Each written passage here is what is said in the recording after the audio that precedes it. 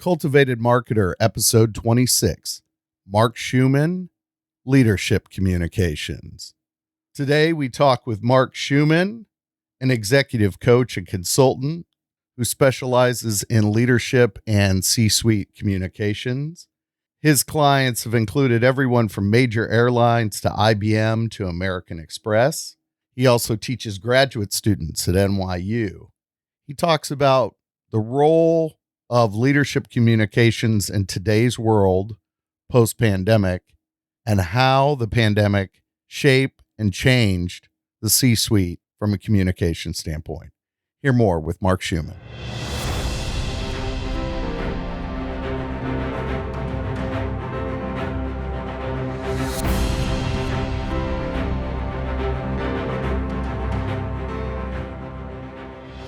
Hey, greetings, everyone. Matt here, flying solo for you today as we introduce our latest CultivatED Marketer podcast episode. Really excited about this episode because we're just a couple of months removed from what was a terrific professional development day hosted here in the Kansas City area by our Kansas City IABC chapter. It was their Business Communicators Summit. The keynote of that day was former IABC fellow and former IABC board leader, Mark Schumann. Was really glad to get Mark on. Mark's a former corporate communicator and now a leadership coach. He's also a fellow educator, which he'll talk a little bit about.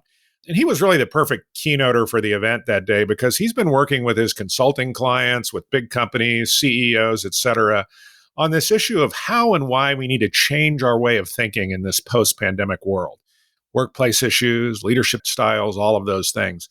So if, like us, you're fascinated by the changing roles of our profession, this should be super interesting for you.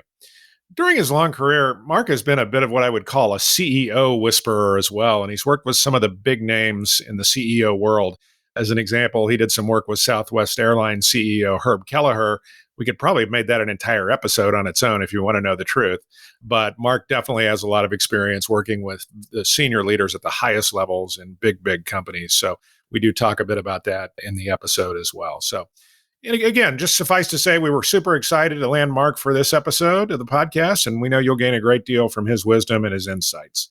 So without me droning on any further, enjoy our conversation now with Mark Schumann.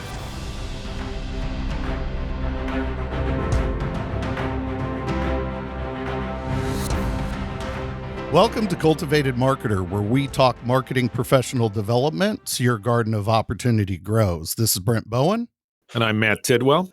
Our guest today is an executive coach and consultant. He helps leaders all around the globe and their organizations inspire people to feel enabled and empowered to bring and do their best.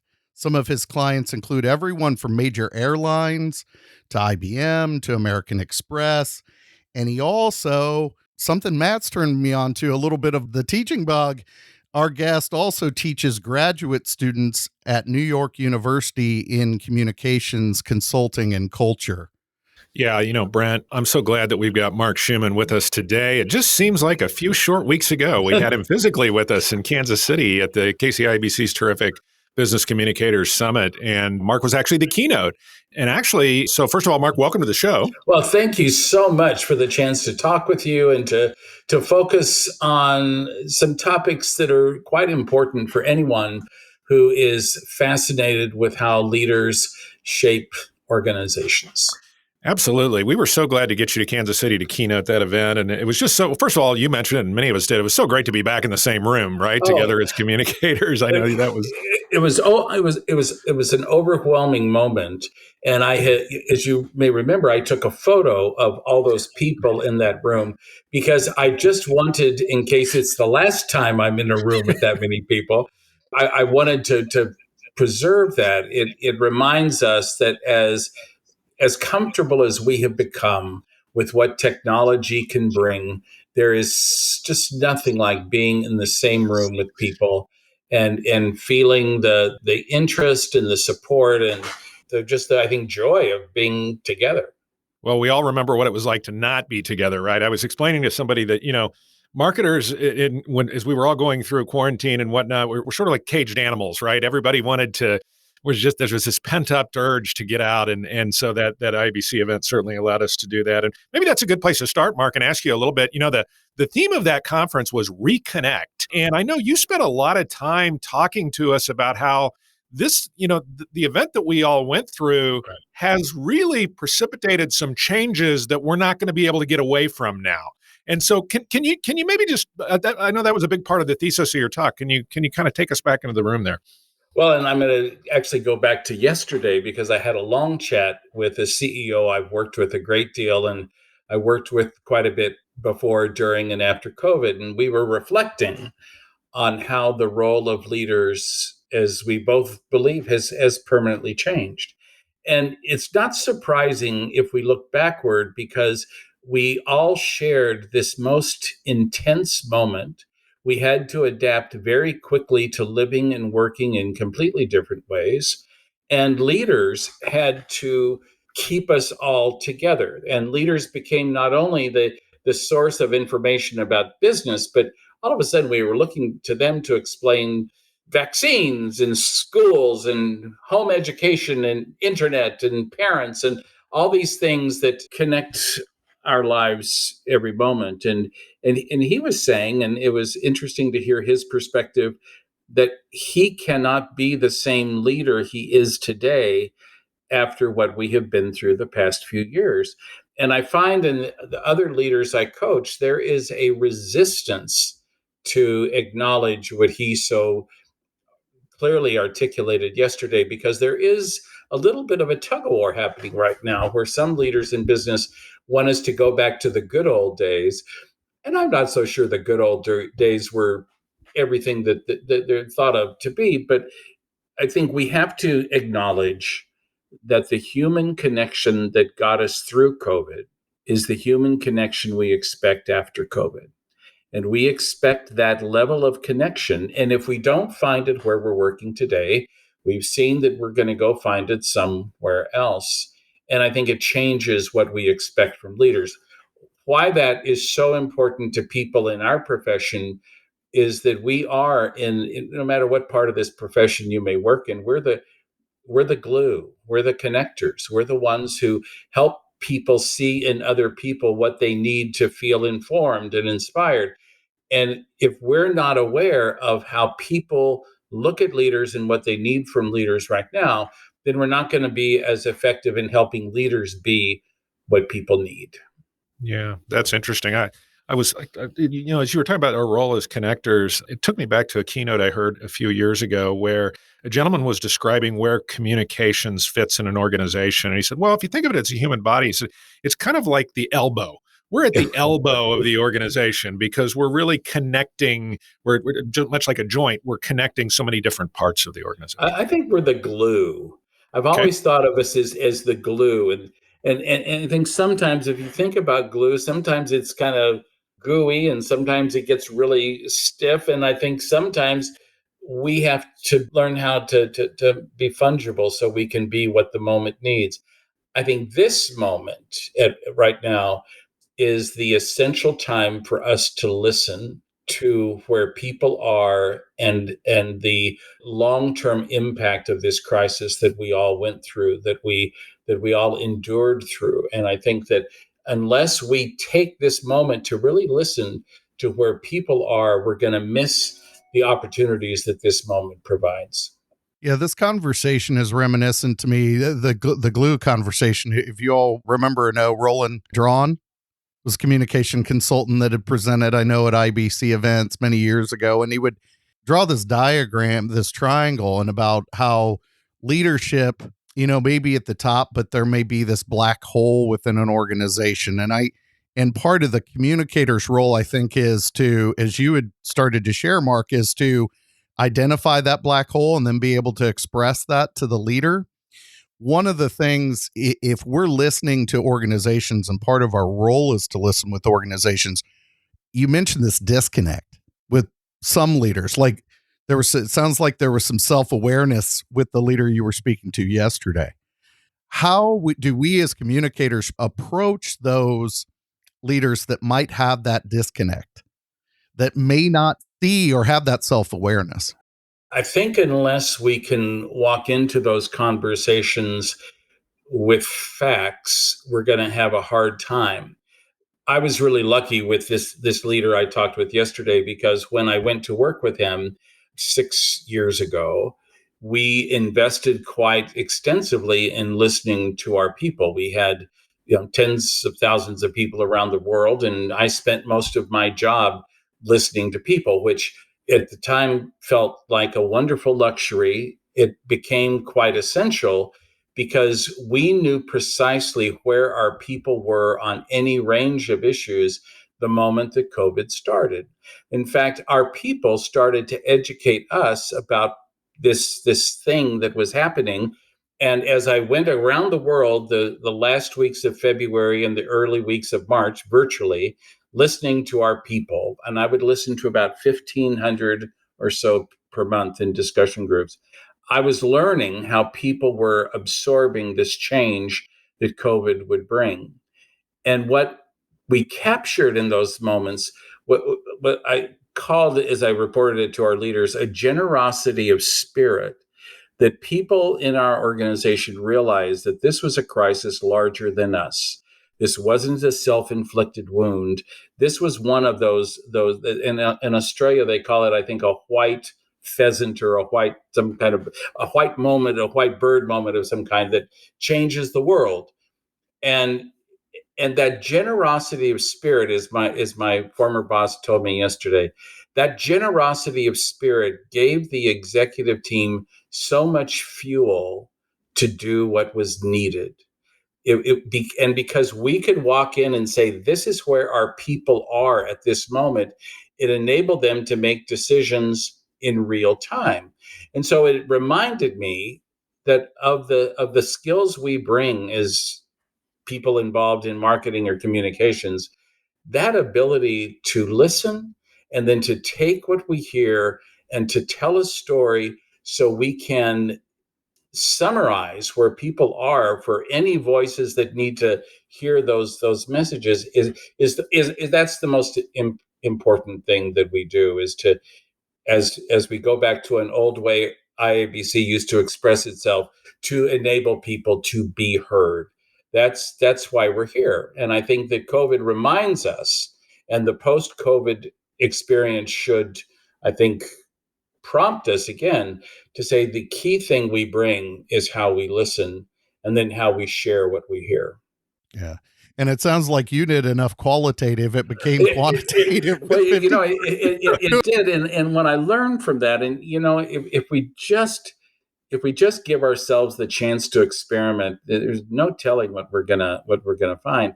I was just looking for a way to talk with people, and I didn't want it to feel formal. So I called it the Culture Club, not because I am a Boy George fanatic, but I wanted somehow to position this as an opportunity to have chit chat about what was happening at work. And so these were very informal chit chats that started with 10 or 20 people, and then over the months ended up growing into something quite larger. What I learned from that is we have the creative power as communicators to make it all feel organic, to make it feel informal, to make it feel natural, and to create a safe place. And the most important thing that emerged from that was that people felt they had a safe place to talk about real things happening at work. And then I had a real platform to take those to our senior leaders, and then to return what I heard every week. I did a podcast every week for our people managers, so they knew precisely where people's heads were. That is not necessarily the most tactical thing a communicator could have done. And my approach to podcasts was much less sophisticated than what we're doing today. But it was simply saying, when we have the content that we know people can learn from, it's our job to get it out there however we can. Hey, Mark, I want to ask you, because when I worked in internal communications, obviously far pre-COVID, pre-pandemic, the way that I would get my best information is like a lot of internal communicators. It was the break room, right? It was essentially the water cooler. In today's work environment where we're still, offices are at 50% occupied, Mark, is the water cooler dead now?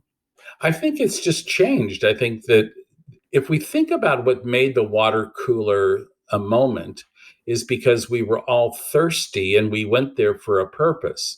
And so it's a matter of saying, okay, if we can't get the water, what are we still thirsty for?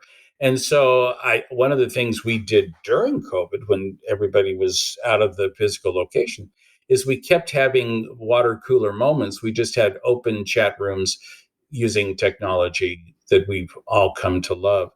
And I think that what matters is we create the safe place. And when we're trying to adapt what worked in the brick and mortar to what needs to work virtually, we need to really think about what made the brick and mortar a moment of magic. I go back to the basic meeting. In the basic meeting in the brick and mortar world, we didn't get to work right away. We took a few minutes to say, hey, how was your weekend? How are those Chiefs doing if you live in Kansas City? But now in this new world, we get right to the point. If that Teams meeting starts at high noon, we just get right to the point. Well, then we have to ask ourselves, what about the check-in? What about taking 2 minutes to simply check in with everybody so we remind ourselves that we're all people and we come to meetings with different experiences. I think it's reminding ourselves some of those things. Brent, you've got a virtual workforce. Is that, do you guys just jump right in or how does that work for you? Curious. No, it's interesting. Mark had mentioned that, and I wish I could recall where the study is. Now I'm going to be off for the show notes. I'm going to be off trying to find the link to the research that I just read several weeks back about the notion of having these check-ins more personal and actual chats that lead to camaraderie, ultimately leading to long-term productivity. Yep. So we connecting as human beings. And I just spoke with a local engineering firm, a couple of the employees there that are regarded as one of the best. They were just named one of the most innovative companies in the United States. And they're generally considered one of the best cultures. And I actually asked them, I said, what's your secret? And they said, we'll have stand-up staff meetings, and sometimes we won't add anything to the agenda, and it's just for us to connect as human beings. That's right. And I think where I learned that, again, or sometimes I think our careers are simply a matter of relearning what we already learned. But when I relearned it again was actually teaching via Zoom. And I just had this sense that, at least when we're in a classroom that's a physical space, we have the chance to kind of chat with people, but in a Zoom, we don't. And I dedicated as much time as needed during a 3-hour block to the check-in.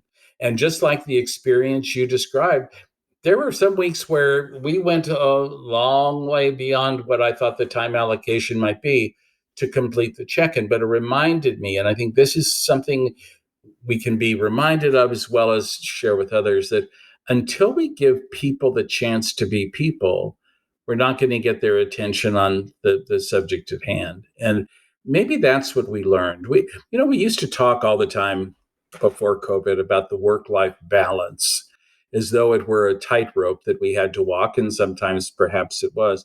I think now the work and life are so connected that there isn't a separation. And unless we are in tune with how we feed that connection, we're gonna have a tough time. And we're the ones, because of the skills we bring to what we do every day, who can intently listen to people and then put together what we hear. And I think, again, that comes back to, where are people? What do people need right now? And what do they expect from the people they follow? Those are some of the basic questions we should be asking ourselves. And you had started the first part of that conversation about a safe space, right? And the expectation about being a safe space. And what have you encountered when an organization doesn't create that safe space, what the outcome might be?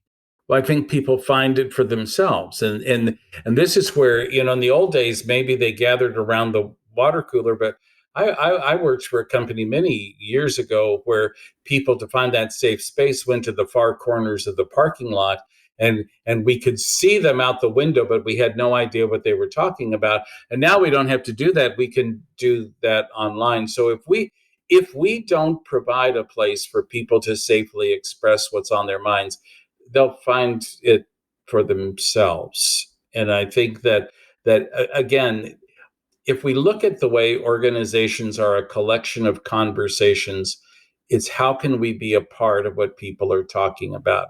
And when we jump in and let ourselves hear and let ourselves just be a natural contributor to those conversations, we pick up much more. One of the other changes that I think we have to keep in mind, at the same time that COVID changed so much about the relationship between people and work, there were other changes happening in our world. And organizations used to be able to almost consider themselves safety cocoons where we can close our windows and the rest of the world can't reach us because we're so embedded into our own culture. I think we've learned over the past few years that no matter what happens in the world, it comes into the organizations where we work. And it's the windows are open and everything blows in. I think that makes it even more imperative that we hear where people are. We're now in an age where leaders of organizations are often called upon to express opinions about things that they didn't used to be asked to express opinions about. And so the dialogue that a CEO is expected to contribute to reaches beyond how we performed and who our customers are to what's happening in the world. And that's new territory. And so all of this contributes to what we expect from our leaders, and that expectation has broadened and deepened in the past few years. Yeah. I'm so glad you went there, Mark, because I had written down and circled the word CEO, Yep. because I know that of all the people we've interviewed on this show, you probably have the most experience working directly with chief executive officers. I know you've consulted with them, you've coached with them. We'd probably need a whole other episode because I know at one point you actually worked with Herb Kelleher of Southwest Airlines, which would be fascinating to get into, but I'm conscious of time. But over and beyond that, I'm fascinated by CEOs because in my experience in large corporate, they truly were agenda setters in every sense of the word from a communication standpoint. You wouldn't think that one person would have that much power or cast that wide a shadow. And of course, we see it. I teach a lot of crisis communications now. And so I'm constantly showing my students examples of, how a CEO responds. How does the guy with the oil spill who's saying, oh no, this is really impinging on my time, Right. all the way up to and including, people even recently through the pandemic. I show them videos of Albert Bourla at Pfizer, or Arnie Sorensen of Marriott, and just terrific examples of guys that really acknowledged the elephant in the room and showed some of their personality even as they were leading change. But it just occurs to me that I have many more bad examples than I have good examples. So why is that? Is it because the CEO is coming through the MBA structure and it's accounting and it's finance, and empathy is somewhere lost on the cutting room floor or never even found to begin with? You've talked to more of these guys than just about anybody. What are the differences? It's a fascinating question. I think they're very careful. I think they're careful in what they say, and that can inhibit what they express. I think they're careful about places they might step where they shouldn't go. I think, however, we haven't maybe done the jobs we need to do to help them become more comfortable with this essential role that they play. When I start working with a leader, among the first questions I ask are, when are you comfortable and when are you uncomfortable? When are you confident and when are you less than confident? And what are the situations where how you communicate feels natural and when it feels forced? And from asking those questions, we can learn so much about what a leader feels he or she can bring to people who need to connect. I think it comes back to a few fundamentals. I think it is a matter of how aware a leader is of the role he or she may play, of what makes people want to follow, what people see when they look at this leader. Often talk with leaders about, pretend this is a reality show and you're the star 24 hours a day and they're watching everything that you do. And are you aware of what people are seeing? Are you able to watch yourself? I think that we are much more in tune to how people in organizations copy the behavior of leaders. They watch and they see how leaders react to other people and what seems to be the way to get ahead, and leaders in their behavior, what permission they send throughout the organization, what fear they send throughout the organization, what disappointment they may send, and how able a leader is to edit that behavior in the moment. And as a coach, that's what we spend a lot of time on.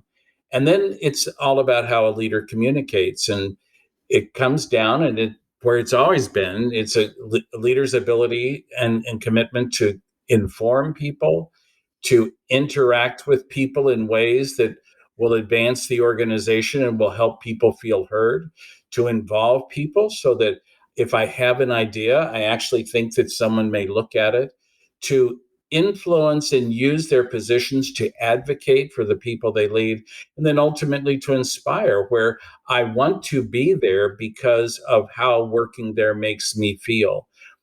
If anything we've learned the past few years, how people feel is as important as what people know and what people will contribute. How I feel as I'm going through this experience is something that on the scorecard, whether formal or informal, we may not have placed a few years ago. And now we have to. I'm so glad you touched on that awareness, and I know that was a key part of your talk when we were at IABC. It has me harken back, and I'm not sure they do this any longer. Fleischman Hillard used to do some research around authenticity gap analysis.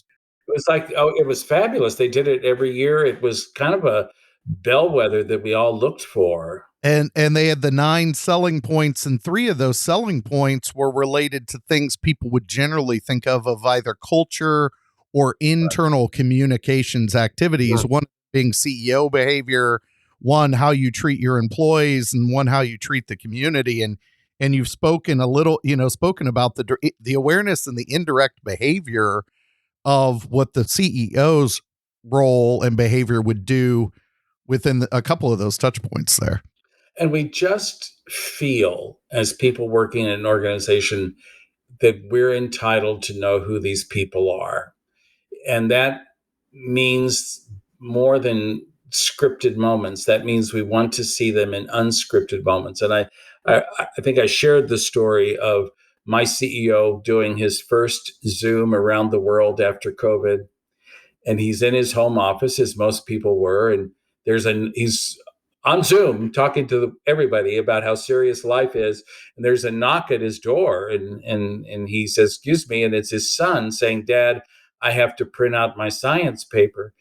And it was a magical moment. I think there was a global sense of relief that the CEO only owned one printer, and that all of a sudden at that moment we were all in the same place. We were all people trying to cope with what had just happened, and he was doing the best he could. That moment of unscripted humanity gave him so much license to be human during the rest of the pandemic.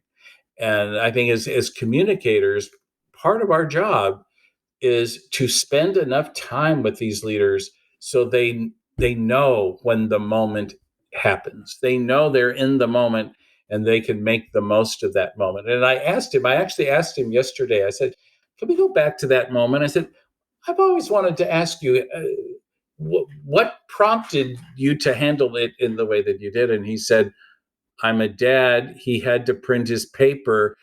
That was my top priority." And I thought, that moment was magical. Yeah. Well, how many times do we get a chance prior to the Zoom world to see into CEOs' living rooms, right? No. And I just was, I think that what it teaches us, and hopefully teaches the leaders that we work with, not to be afraid of spontaneity, not to be afraid of walking down the street and tripping, or maybe the words don't always come out just as perfectly balanced as we might like to script them, but that unscripted can reveal so much of who someone is, and that's what we need right now. You just hope it's the more relatable of those moments, like the son getting the piece Yeah. of paper on the printer. It's not the exclusive black car driver coming to pick you up and bring you to the private jet, which there are No. moments from my past experience where executives standing up at the podium talking about, well, once we wrap up the comments here, I'm going to hop on the private jet. We're like, Yeah. you do not need, no, please. That is No. not But, yeah, relatable to most people. but I think it's helping a CEO realize that each moment that someone watches, people memorize those moments. And I always recall a CEO, this is several years ago, who was doing a town hall filled in an auditorium with hundreds of people, and there were serious questions being asked during the Q&A, all about competitors and the stock price.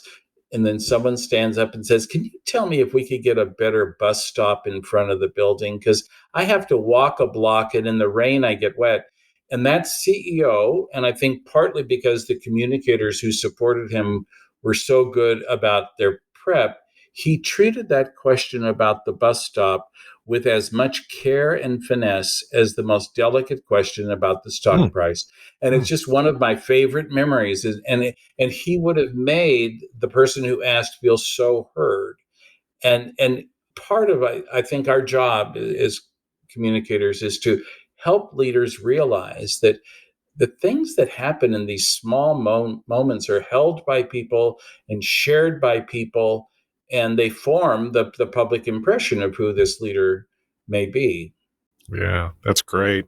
Mark, you've been so generous with your time, but I know one of the main focus of our show is really talking about professional development for marketers and particularly for younger marketers. And as you talked in the beginning about just how our role as communicators has changed, and I think about my role as an educator of, for instance, undergraduate students, right, who are getting their degree in journalism and mass communications, and they're going to go out there and be strategic communicators, and they're excited about that, and they're looking up at us sort of like, well, what should I know to be able to do this job well?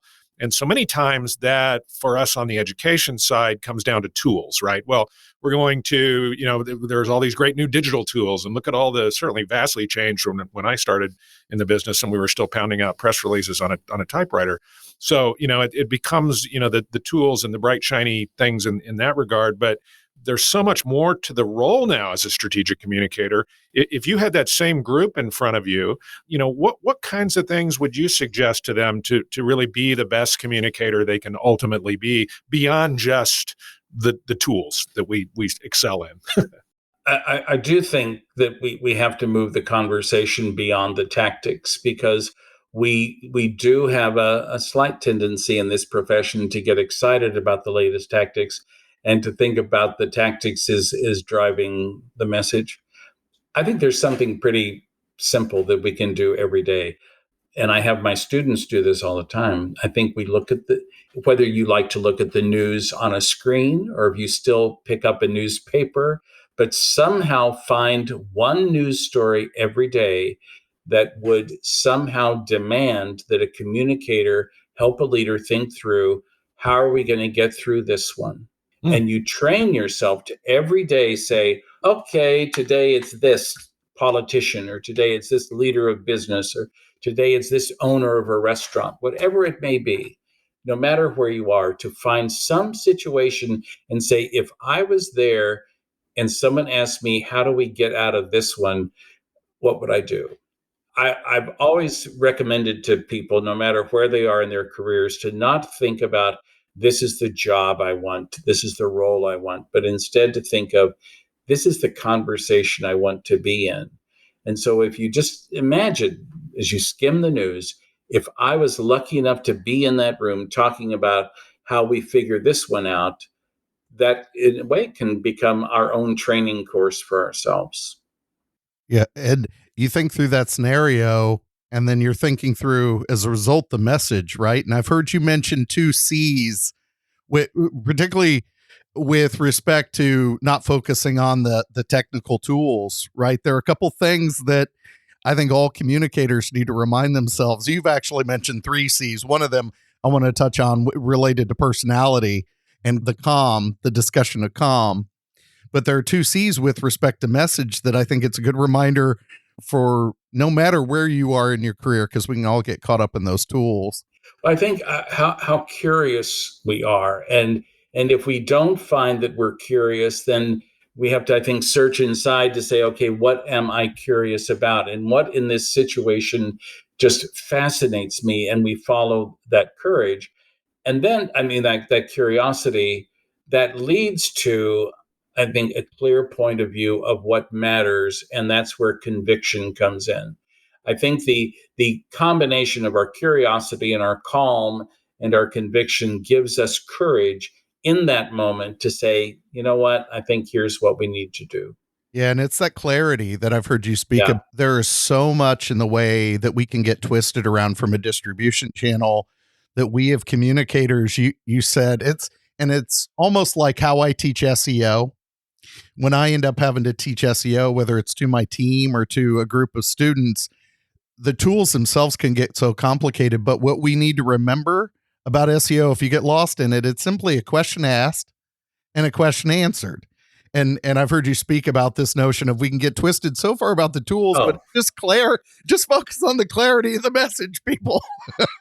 it reminds us that maybe in years past we had fewer tools, but how did that impact the effectiveness of how we communicated? And I think sometimes we were clearer communicators when we had fewer tools because we had to make certain that the message was clear. And if we have the message people want, they will find it no matter what tools we may offer. Yeah, and from your talk at IBC, the discussion of calm amongst leaders really resonated with me because when I think about all of the mentors that I really have admired or the CEOs that I've really admired, they truly have been essentially even keel people, right? Never too high, never too low. And boy, I would just think if I were ever to be a CEO or get to that position, I would want to be a leader who dispenses calm as much as possible, just because I think that, gosh, in our world, we need more of it, right? Well, and I think this is where we have to step out of our conventional ways of supporting leaders to sometimes have the conviction and courage to ask questions that may not be expected. And I was working with this CEO at some point, and in his office, he was just so boring. And I sat there and I really was afraid I was going to doze off because he was just so boring. But he was quite interesting in what he was talking about, but he just put me to sleep. And I thought, this isn't going to be good. I'm a communications person. I don't really like it if we put people to sleep. And so I asked him, I said, where do you go to get ideas? And he said, well, I have a ranch out in the countryside and I work on fences, and that's when I get my ideas. And so it became really clear. The communicator said, well, then we're going to go have this chat while he works on a fence so that we can be there when he is at his best. And I think sometimes we can help our leaders be more comfortable with the spontaneity that people need right now if we help create the circumstance for them to be spontaneous. I think that's a good distinction, even from what you shared at the IBC, the Business Communicator Summit, as I was thinking about even some of the personalities. So, this notion of still being engaging but remaining calm, just that talk about that presence and that calmness was a good reminder to me of who the best leaders might be, no matter their walk of life, right? But there's such an emphasis on personality these days. You think about the executive, the Elon Musks out there, and the bombacity of things that are out there. You speaking to that was just a great reminder. Well, I think it's, what do people need from me, the leader, in this moment for the conditions that they face? And uh, I think many times the use of the term presence is misunderstood. And we all hear about this leader does or doesn't have the presence in the boardroom. And I always question what that really means. I think that any of us, we're all different, any of us can have that impact in whatever conversation we want to be a part of if we're true to who we are and if we deliver what people need. And asking ourselves at this moment, what is the level of intensity that's actually going to feed what people need rather than draw the attention to me? And so I do think that there is a humility that requires. Back to self-awareness, right? So, but you're right, Brent. What do we celebrate in the media, right? We celebrate this cult of personality CEO. Wife and I just finished what was the HBO series Succession, with the guy that, just I'm pulling clips out of that for my next leadership class, right? To show them what not to do. But that's what's celebrated. Well, exactly. And that's why when Mark ended up coming to speak, and I'm juxtaposing his remarks of calm with the cult of personality, and the discussion of presence is so interesting. I know in talking with a leader of a nonprofit here locally, one of the things they were trying to hire several years back, a VP of marketing and communications. And I said, what's the first thing you're looking for in that role? And he said, gravitas. But that is so. What is that? I hear this quite a bit. Someone will call up and they'll say, well, you work with so-and-so because that person is rough around the edges. And I just want to say, are we talking about furniture? What are we talking about? And I think that our job, again, is not to, or I feel my job is not to impose upon any leader a pre-recorded scorecard of what you must be. I always feel when people ask, why do you do what you do?